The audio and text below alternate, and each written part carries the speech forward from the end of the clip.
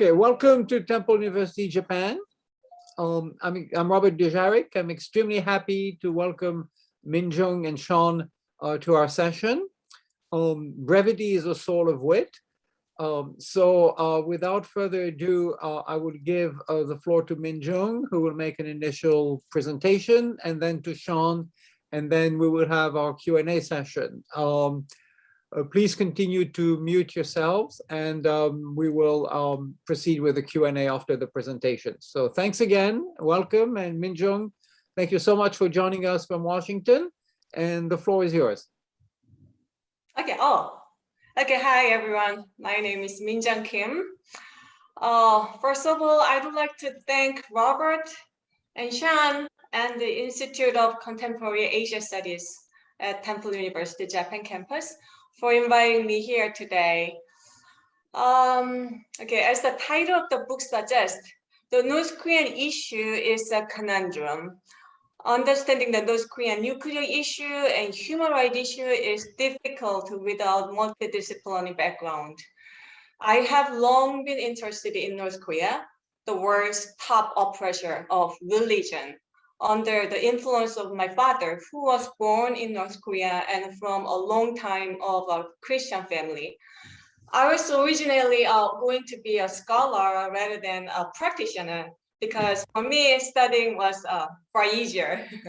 But to understand the North Korea, to understand North Korea, I completed degrees in subjects including nuclear non-proliferation, political science, international relations, and Korean modern and contemporary history. However, each of these theories alone is not sufficient to explain North Korea. So I'm now engaged more in North Korean human rights activities outside of academia, because first, the root cause of the North Korean issue is its hereditary dictatorship and human rights violations to maintain their regime. And second, there's little academia can do to solve the North Korean human rights issues. No matter how much talk the academia does, the information is not getting into North Koreans. So I became distant from academia while being more and more deeply involved in rescuing North Korean people and providing information using various methods, such as radio broadcast. So today, I'd like to start off with a quick overview on the book. Then I will discuss about my chapter. I see the book having two main parts. The first half corresponds to part 1 and part 2, and the second half is the parts thereafter. In part 1 and 2, how the North Korean human rights issue could be solved is discussed. The key here is the UN's role and information inflow. The second half of the book, part 3 and 4, suggests that improving human rights is a key to fundamentally solving the North Korean conundrum. Part 3 explains the relationship between the North Korean human rights issues and the North Korean nuclear program, emphasizing that the nuclear proliferation and human rights issues are not mutually zero-sum, and also that raising human rights issues helps to deter North Korea's nuclear development.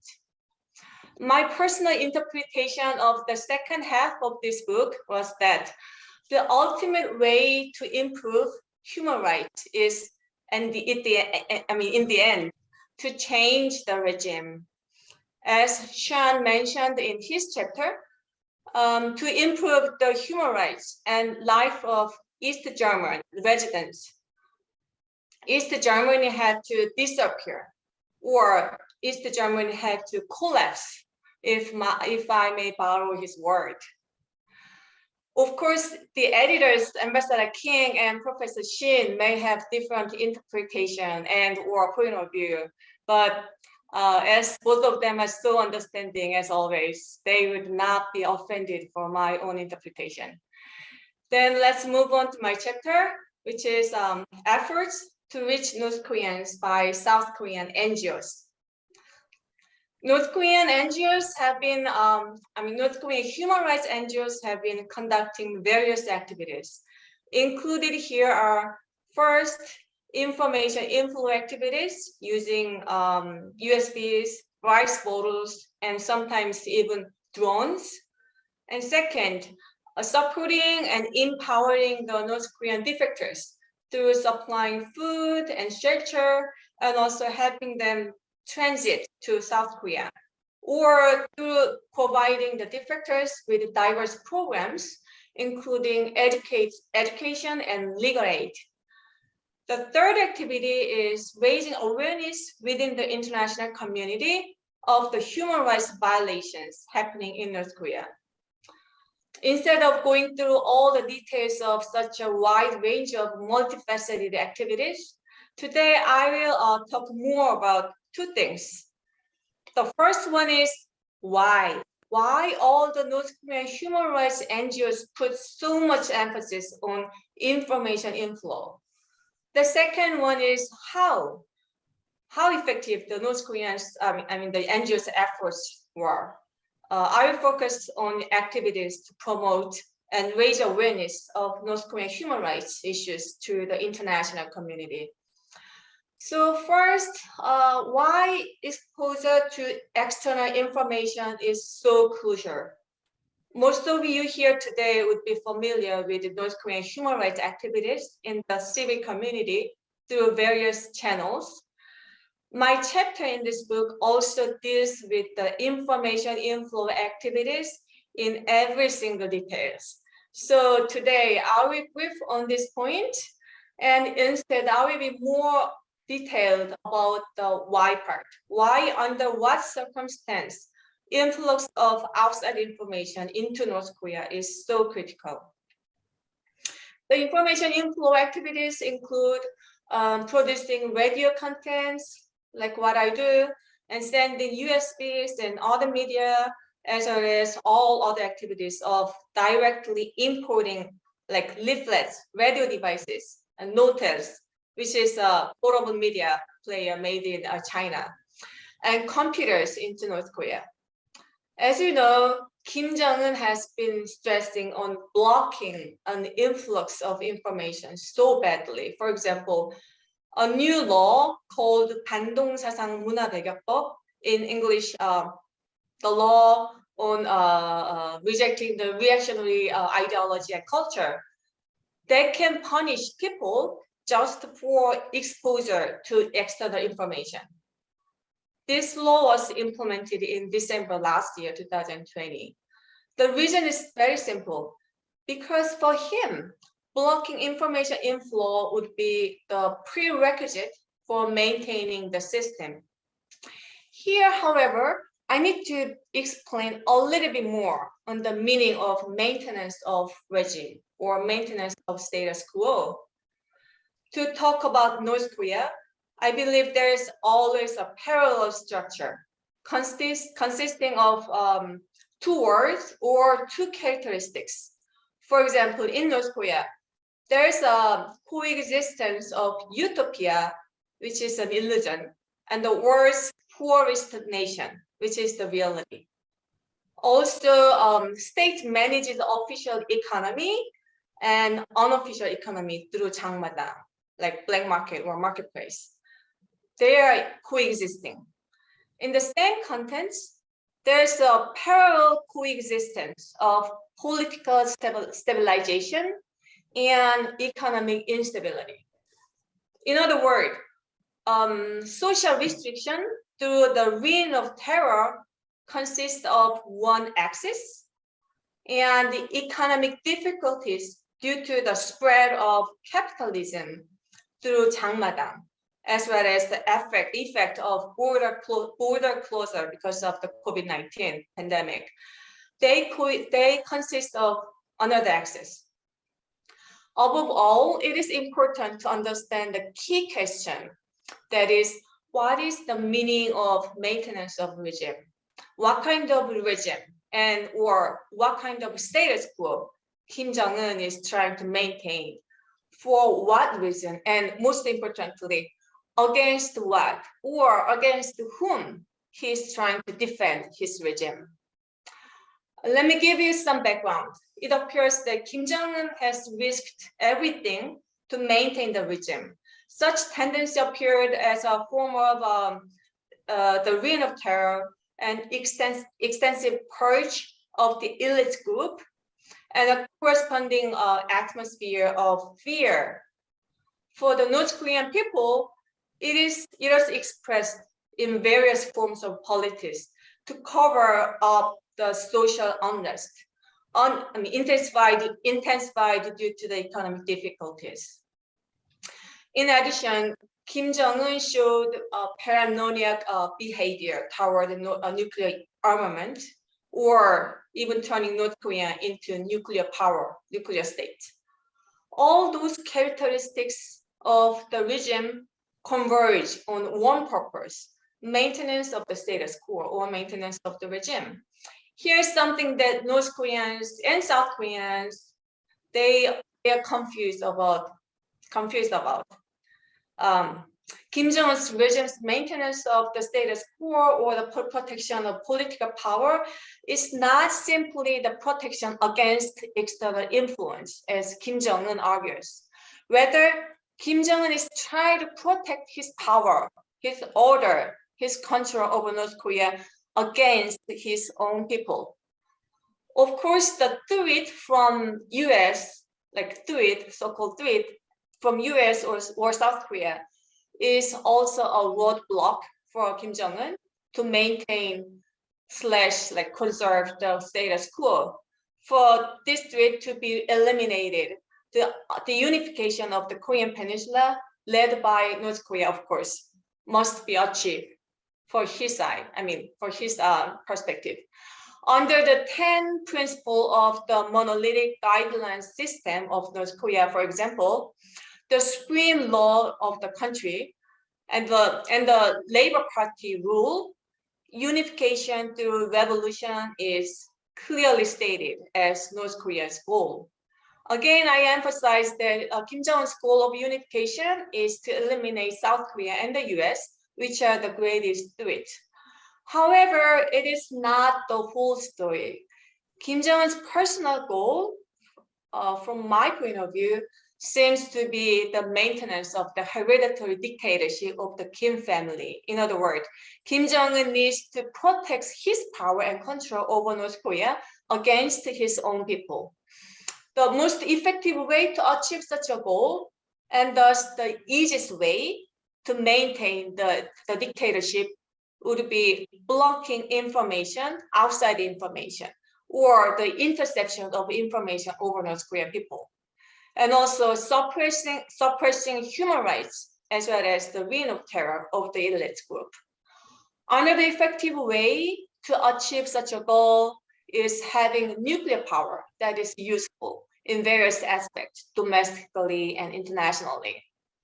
Nuclear proliferation aims to maintain North Korea dominated by the Kim family and the Kim family's hereditary dictatorship.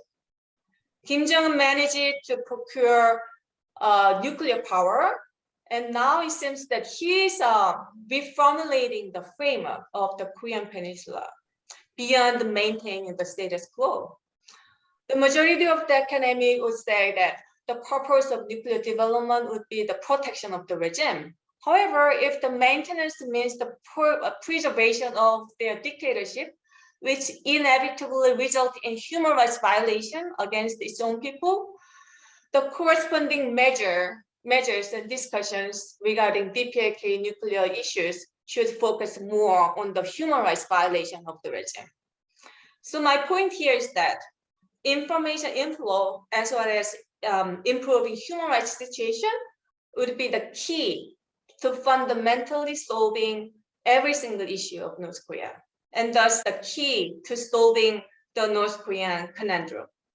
For instance, if information flows into North Korean people, while the UN and the international community continues to pressure North Korea to improve human rights, Kim Jong-un may show down the pace of nuclear development to hold his people hostage. The second point I'd like to make regarding my chapter is the effect or result of the North Korean human rights and just activities. Unfortunately, despite the long efforts by the international community, the situation of infringement upon human rights in North Korea has not been improved enough. This is supported by the fact that the UN Human Rights Council, or formerly the UN Commission on Human Rights, has continuously adopted the North Korean human rights resolution ever since 2003. There's a non-governmental organization called the Freedom House here in the DC area in the US. They measure the deep democracy and human rights situation across the world and release a report called the Freedom in the World.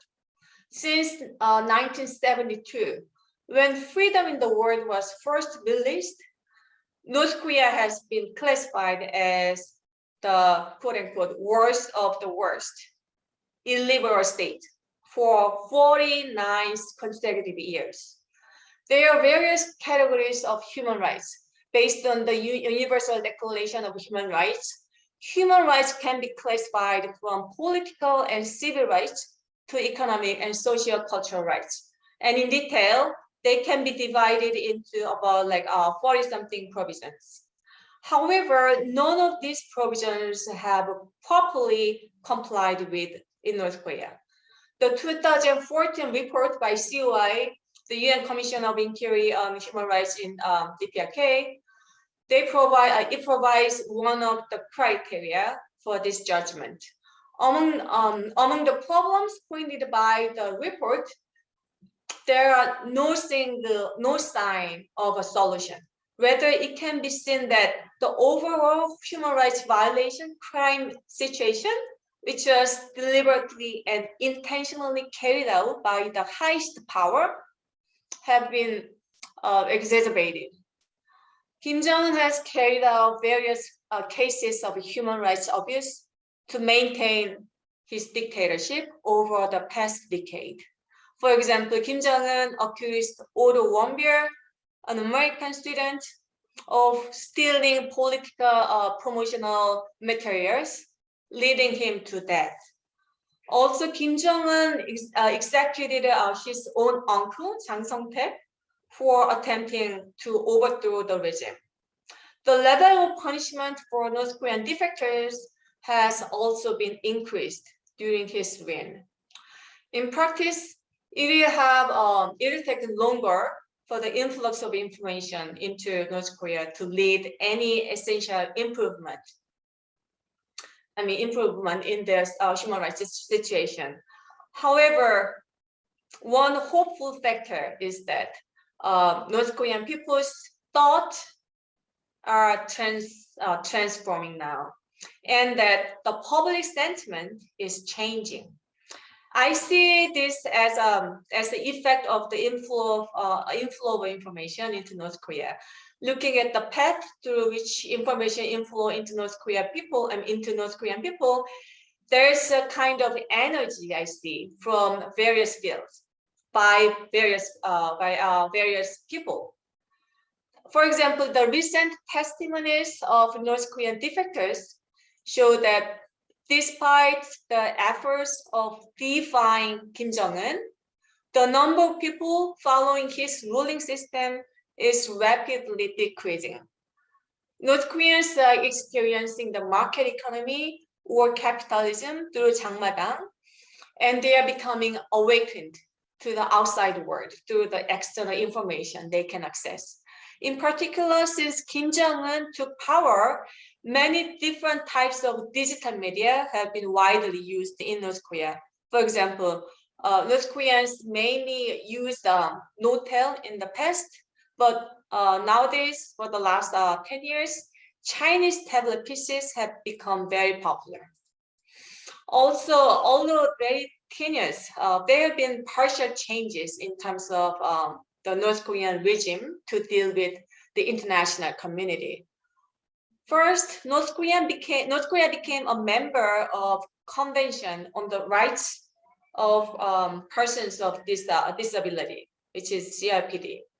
North Korea ratified CRPD in 5 years ago, if my memory is correct. 2016, and the UN Disability Rights Expert, the special rapporteur on the situation of human rights of persons with disability.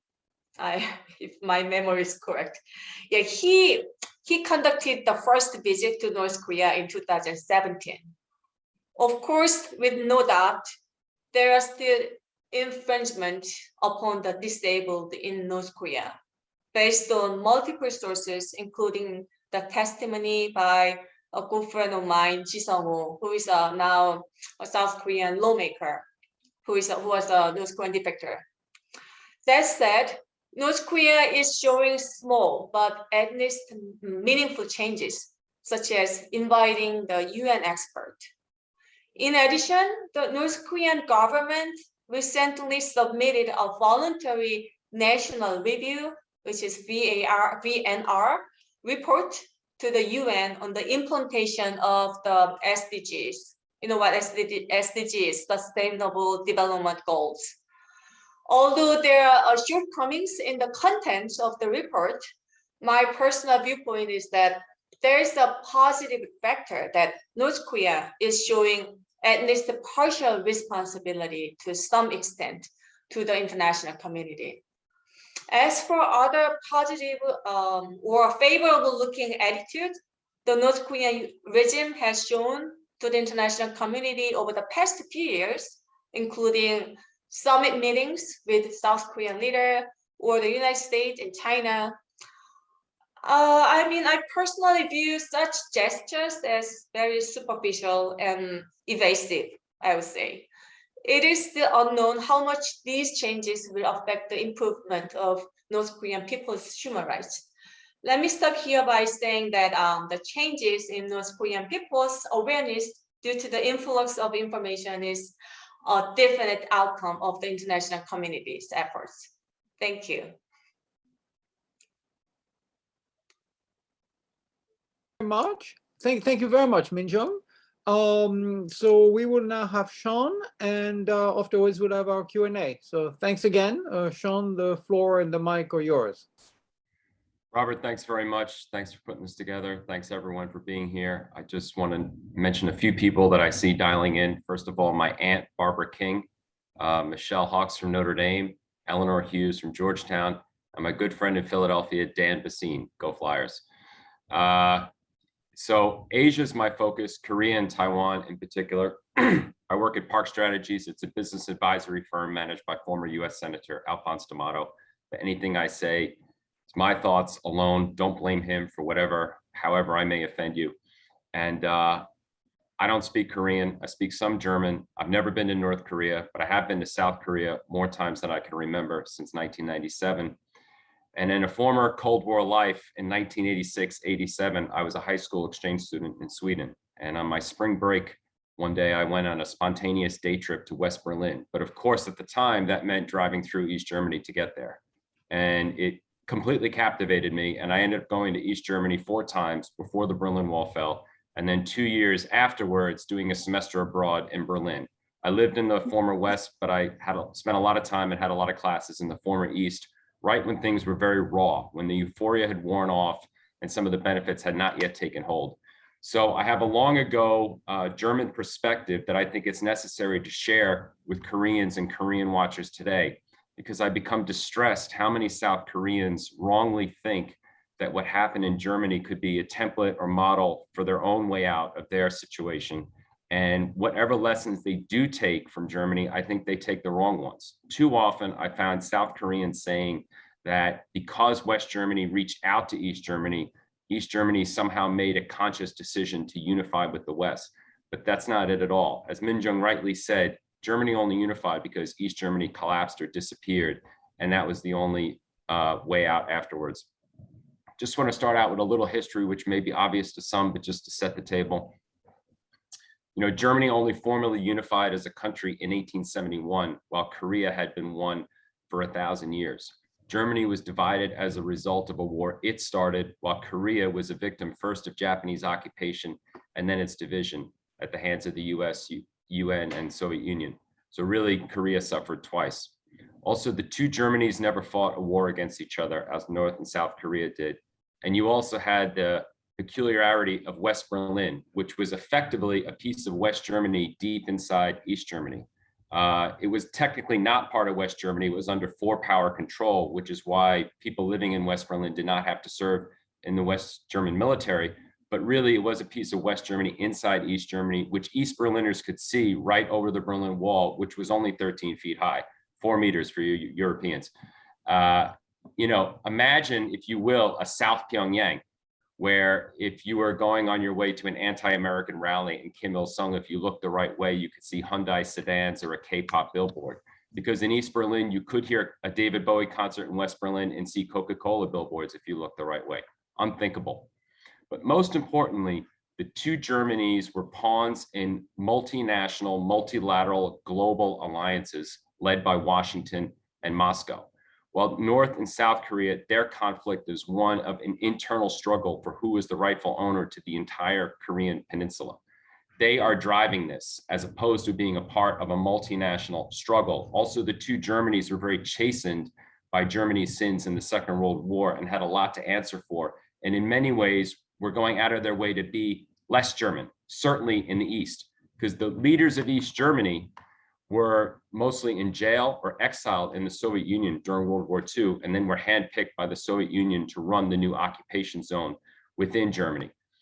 And another thing is that North Korea is fundamentally nationalist. It is nationalist in an ethnic nationalist Korean way. It says it is the true Korea. It is the one legitimate government of Korea, and that South Korea is a sellout to the United States and foreign powers. It's an ethno-nationalism that did not exist in East Germany. East Germany went out of its way to downplay its German connection or its German history. East Germany was open toward most of the rest of the communist world. East Germans could travel throughout Eastern Europe. Lucky East Germans went to Cuba on their honeymoons. Many went to Vietnam. Some went to North Korea to help on rebuilding villages after the Second World War. They couldn't just go, they still had to apply for a visa. They didn't need visas for Czechoslovakia and Poland. Then that was rescinded for Poland after Solidarity. But by and large, they could travel freely within the communist bloc. They could thus also compare and contrast their life with less repressive regimes in the communist world, most notably Hungary. Most East Germans took an obligatory high school trip to Hungary where they could buy Western records and Western sports gear. And also they would do summer vacations in Hungary where they could have informal family reunions with West German relatives. Remember, North Koreans, from what I know, don't even visit mainland China or Russia. It's a completely ethno-nationalist Korean vacuum, and that's the only thing they know. North Korea, with its Juche ideal, has this idea of independent, go-it-alone streak. East Germany proudly followed the Soviet Union at every turn. It was a proud servant and disciple of Moscow. Up until after the Berlin Wall fell, in fact, there were 380,000 Soviet troops in East Germany. All Chinese troops had left North Korea by 1958. So if you go to East Germany, there were statues and parks to Yuri Gagarin. There was a parade for Yuri Gagarin. Kids played on Sputnik jungle gyms. There were statues of Lenin throughout East Berlin and Dresden, not of any German leader. Meanwhile, if you go to North Korea, everything is of the Kim family, and they hardly ever talk about the Soviet rescue from Japan after World War II. In fact, if you read a lot of the declassified cables from Stasi archives, some of which are translated on the Wilson Center website, and I encourage everybody to read them, by the 1970s, East German diplomats were becoming very worried about North Korea. Not only their attempts to get nukes, but the fact that they were basically writing the Soviet Union out of their own World War II history and making everything into a Korean racial nationalist cult and forgetting the rest of the communist world. And the Stasi had the North Korean embassy in East Berlin infiltrated under surveillance. And the Korean monthly magazine from the Northern Embassy, Korea Today, was actually banned in East Germany in the 1980s because it was considered too retrograde in its nationalist ideology. at the top, at least officially, East Germany was multicultural. There was a lot of racism on the ground still, but at the top, East Germany branded itself as the only anti-fascist, anti-racist German state. And thousands upon thousands of foreigners from all parts of the world came to East Germany to live, work, and study. And there was an interesting case in Zambia. In 1967, several Zambian students in East Germany had decided to marry East German women. And the Zambian ambassador to the Soviet Union had a meeting with East Germany's ambassador to the Soviet Union and asked East Germany if they could intervene to stop these marriages because they didn't think it was a good cultural fit. And East Germany refused. They said, so long as the politics are good, we're for all marriages across all racial boundaries. We don't stand in the way of anything like that. So they pride themselves on being at the top, multicultural.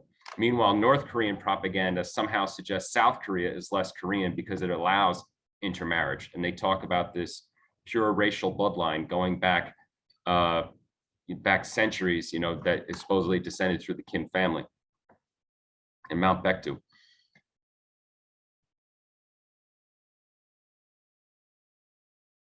Another really important thing is that East Germany was always poorer than West Germany. So when they would explain to their people why West Germans are rich, they would say it's because capitalism doesn't take care of the less fortunate, standard communist fare. But North Korea tells its people, from what I know, in the translated propaganda that I've read, that South Koreans are richer than North Koreans because South Korea has outsourced their sovereignty to foreign forces, US troops, so that they don't have to worry about their own defense and not be independent like North Korea. So while East Germany told its people West Germans were richer they were because of capitalism's sins, North Korea tells its people, again, from what I know, that South Koreans are richer than they are because they've somehow forsaken their Koreanness. Again, they are less Korean. So this is an ethno-nationalism that did not exist in East Germany. Because East Germany was not really interested in being German per se, it freed them, as it were, to engage West Germany openly because they had no claim to West Germany's territory. East Germany wanted nothing to do with West Germany. Sure, they wanted to see the West German government fall, just like they wanted to see every capitalist government fall around the world as part of this global socialist utopia. So in 1972, the two Germanys effectively recognized each other through a treaty of their own and established representative offices in each other's capitals. So there was a West German mission in East Berlin and an East German mission in Bonn. This allowed both German states to enter the United Nations and also for the United States to establish diplomatic relations with East Germany in 1974. There was a US embassy in East Berlin up until the unification in 1990. Part of this deal with the West was that East Germany would then have to allow West German TV in East Germany, 70% of East Germans could view. And also they had to let 40,000 East Germans a year visit the West. These are the kinds of things that West Germany almost always did. For any concession to the East, there had to be a pay for on a humanitarian side. And too often I find South Korea, especially with the current nationalist left Moon Jae-in government, they want to give assistance and aid to the North without getting anything in return on the humanitarian side. And this was something that West Germany did left and right. It wasn't just the conservative CDU party. And East Germans could see, they could not only learn about East Germany on West German TV, but they could see West Germany criticizing West German politicians and arguing amongst themselves, and also criticizing the US on something like the deployment of Pershing II missiles in West Germany. So the fact that they saw West German TV criticizing West German politicians or even the United States, that gave West German TV and media more credibility in their eyes. And East Germany was a lot more open than most people realize, even in terms of travel. Not just those 40,000 a year who were allowed to visit, on condition they left a family member at home as ransom to ensure that they would return. But by the mid-'80s, East Germany decided to let some of the air out of the balloon by allowing up to 2 million people a year visit West Germany, so long as they had a family member to come home to as ransom. Plus, pensioners were allowed to visit as much as they wanted, though they rarely went because they couldn't afford the high cost of living in the West. And also, West Germany effectively bought the freedom of 33,735 political prisoners at about $300,000 US a pop. So when all said and done, about West Germany spent about 3.5 billion West German marks buying political prisoners out of East Germany. Now, you may say that's bad because it put a lot of money into East German coffers, but at least it was getting East Germans out of the East. I don't see any attempts by South Korea to get North Koreans out of the North. And if they do, it's always kind of reluctant and quietly so. So that means that a significant portion, maybe even a quarter of East Germans had actually been to West Germany when the Berlin Wall fell in 1989. Nothing like that exists between the two Koreas today. And between 1961, when the wall was built, and 89, when it fell, 3.6 million East Germans had permanently resettled in the West.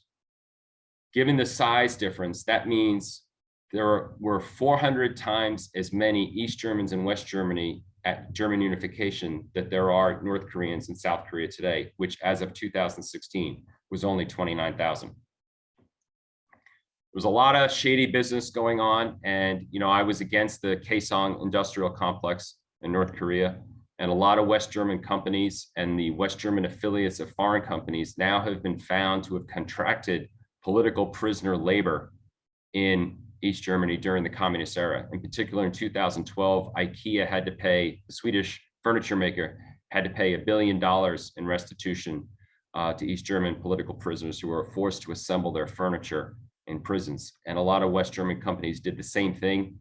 And actually, East Germany made $1 billion Deutschmarks taking in West Berlin trash from 1972 and 89. But whatever West Germany did, they were often pushing human contact between East and West, which unfortunately I don't see Seoul doing. And in 1983, when West Germany offered East Germany a 1 billion Deutschmark banking credit, it was conditional upon East Germany removing the automatic weaponry at the inner German border and either eliminating or reducing the fees for children and senior citizens to visit East Germany. Also, West Germany, unlike South Korea today, actively encouraged NGOs who were doing work in and with East Germany, particularly as it regards the environment, because we always consider the environmental movement to be something on the political left, but it was actually in the center and the right in East Germany because the East German government was so guilty of environmental violations. So NGOs, West and East, worked together, and the West German government encouraged this. Another huge difference is that unification was an afterthought of what happened in East Germany. That's where it went, and I think that's what West Germany always wanted, and I can't pretend to know what all East Germans wanted, but the demonstrations on the street in 1989 never mentioned unification. It was all about making East Germany a better place. It was only after the fact, when East Germans realized how much poorer they were than West Germans, and there was a West German election coming up when Helmut Kohl needed those East German votes and they wanted the hard currency Deutschmark, that unification became a discussion.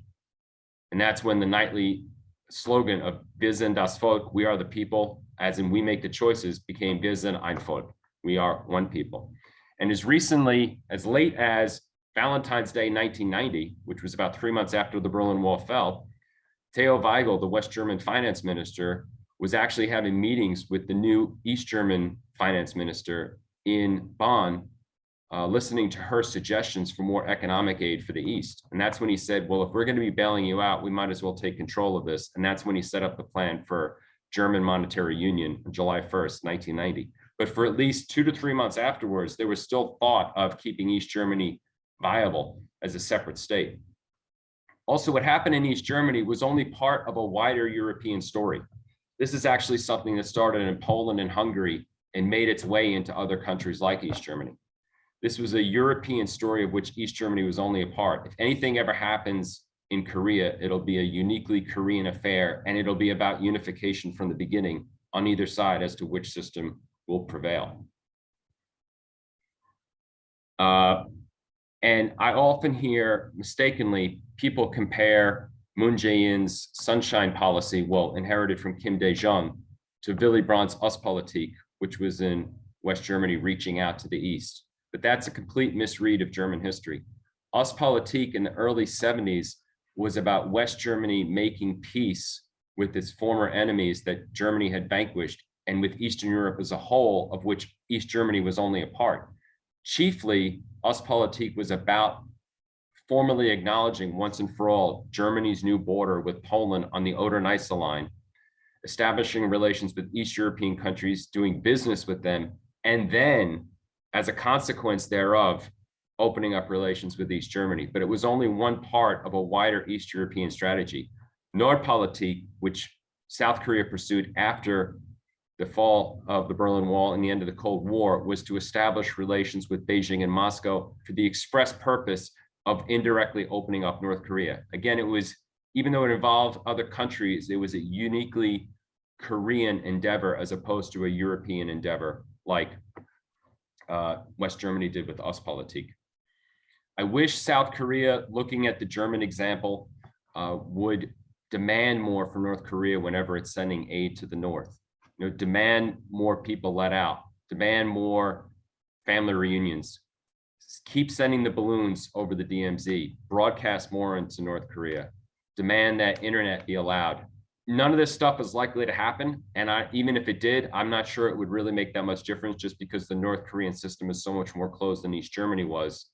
But Seoul at least has to ask for these things, and at the very least should not be encouraging other countries like the United States not to promote resolutions at the UN, which would better the lives of the North Korean people.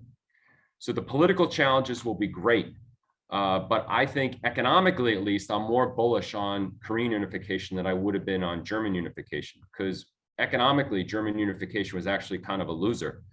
The West put a lot of money into the East just at a time when Europe was entering its Eurosclerosis stage and dying economically. A united Korea would be right in the middle of the most dynamic region in the world. And again, looking at the German example, the territory of the former East Germany was immediately incorporated into NATO, although we promised not to put US troops there, and perhaps more importantly, into the European community, as the European Union was there at the time. So immediately, East German companies, for better or for worse, had tariff-free access to all EC member states. If a North Korea could be incorporated into South Korea's existing free trade agreements with the US, EU, and its other partners, I think it would make for a bonanza, as Park Geun-hye once put it. Also, as we see from the THAAD fallout and changing public attitudes toward mainland China within South Korea, I think a lot of South Korean multinationals and corporates would be very eager to relocate their operations and their manufacturing and assembly out of mainland China into what was North Korea, so that they could be at home without some of the high costs of being in South Korea and still get tariff-free access to South Korea's preferred trade partners. But again, there's zero contact between the two. East and West Germans used to call each other. They used to, for those in the East lucky enough to have phones, they had these informal family get-togethers in Hungary, and they wrote each other letters, even though everything was read by the secret police. But at least there was that contact. There's no contact between North and South. They fought each other in a war, 1950 to 1953. And if you combine Nazism with East German communism, East Germans were cut off from the free world for only 56 years. And even then, it was much more open than anything we see in North Korea today. North Koreans are cut off 111 years counting, starting with Japanese occupation. So I'm pretty pessimistic on the political side of things, but economically, I'd be pretty bullish on a united Korea. I don't think we're going to get there anytime soon, because everything West Germany did only mattered because Gorbachev decided he wasn't going to back East Germany if it cracked down on its own people. And when he visited East Germany on October 9th, 1989, for the 40th anniversary of the German Democratic Republic, people on the street were saying, "Gorby, Gorby, help us, help us." Quite a contrast to 1953, when Soviet tanks were putting down a workers' uprising in East Germany. So Gorbachev said, and this was only a few months after the Tiananmen Square massacre, which the East German government praised in its official newspaper, which would explain why a lot of East German human rights activists today are actually in the Green Party, which is now the most anti-China party in German politics. But I digress. We can have that conversation another day. That was his sign to the East German government that if you crack down on your own people, you're on your own and we're not going to back you, just as the communist world was crumbling economically. And with those 380,000 Soviet troops in East Germany at the time, it's interesting to, we'll never know, but what if the East German government had cracked down on its people? Would the Red Army have intervened on the East German people's behalf against the East German forces? It's almost like the East German people were using the Red Army as cover the way South Korean students used the Olympics as cover in Seoul in 1988. But that's just something to imagine one day what would happen. So unfortunately, Xi Jinping is no Mikhail Gorbachev. So until Beijing lets North Korea collapse and unite with the South as it should, I think we're going to be stuck for now. But until then, we at least can take the right lessons from Germany and not the wrong ones like too many in South Korea take. Thank you very much.